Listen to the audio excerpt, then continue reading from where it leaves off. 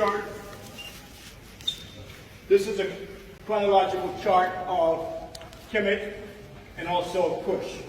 As I said before, these names were more contemporary names. Nubia was not called Nubia in ancient times. It was called Tani-Hisi. And of course, we already know that Egypt was called Kemet, as well as Lower Egypt is Tamari, and Upper Kemet is Tani-Hisi. One of the earliest periods would be the Badarian period.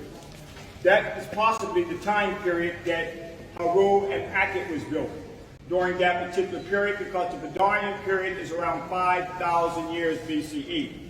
That would make that colossal over 7,000 years old. Now, whether it was made the same as it is now, it may have been rebuilt in different periods of time. And then we come down to the various areas they call the Qada 1 and 2, and the early dynasties. But the most important here is that Kemet and Nubia, as by the way said, is one. It's part of the indigenous Nile Valley civilization. But when you were at the Nubian Museum, Cush was not even up there on that chart. Even though you saw that many of the Greeks were up there, many of the Assyrians and Persians and all these others were on that chart, but Nubia, being Cush in ancient times, that is the mother of Egypt. So the civilization, and all civilizations, travel along the river banks. We come down to the earliest dynasties that we see right here from 1 and 2. That would be the early period of Norma. Also, we see the 3rd and through the 6th dynasty. We know that was a great period because that is known as the first golden age. It's a golden age because our ancestors are building the pyramids, the world's first stone building. And then the first, when you see intermediate period, this is invasions are coming in. That's why those pyramids in the 5th and 6th dynasty are not built on the same level that you saw when we were in the 3rd dynasty with the Step Pyramid, and also the Old Kingdom with Khufu, Khafre, Menkaure, because we were not at war, we're not fighting. You cannot build if you're dealing with invasions.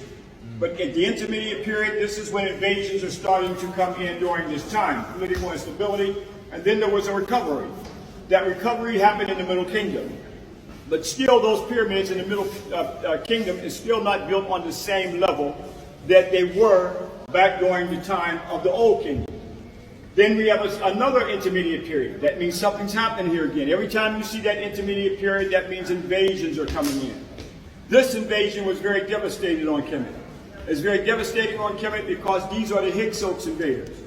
They came in and enslaved the Kemetic Africans for 200 years. That's the only documentation of an enslavement when these Hyksos came in until the Second Enraged Towers and the Thutmosis, who came up from the area that you were at when we were in Waset, to wage war to kick these Hyksos out, and eventually it was Neb-Hedy-Rod-Mos I who finally expelled the Hyksos. That's the only documentation of expulsion of a large group of people.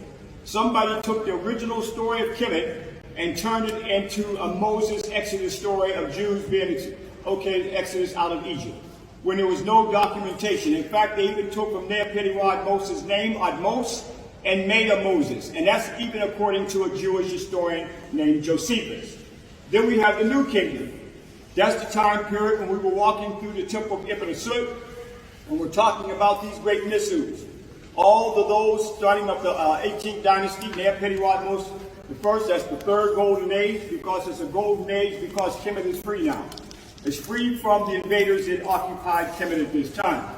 So that goes from Neb-Hedy-Rod-Mos I. We're talking about Amenhotep III, the Menkaure Mays, the King Tutankhamun, going back to also Hatshepsut. So that was a very great period as well. Then we've got another intermediate period. So now we have these intermediate periods that are taking place. Assyrians, Persians, others are eventually coming in. So here, the mother of Kemet, the Kushite dynasty, we're talking around the 25th dynasty, equally had to come up and save their daughter, save Kemet. They did not come in as plunderers and destroyers like the Assyrians, like the Persians. Why? Because it's one Nile Valley indigenous culture and civilization. This coming from one. They'd be like Greece and Rome. It's all part of that European civilization. Okay? So the Kushites came up as saviors. Then we come down to the late period, okay? During this particular period with Nectanebo. Nectanebo would have been the last ruler of ancient Kemet, not Cleopatra. Cleopatra, as I said, was from the Ptolemaic line, and her father being Ptolemy Philadelphus. This is where we see that her lineage is coming from. But like I said, when an invader comes in and conqueror comes in, do they bring their wives? No. So when they defeat that nation, they rape the women. It's wide open. So we know that her line is coming from the Ptolemy, but we do know that her African Kemetic blood is there because of the invasions that came in. So that's during now the Ptolemy period. Is that period indigenous to Kemet? No. But now we see the Roman period, as I talked about. So the Ptolemaic period was 300 years. The Roman period was about 400 years.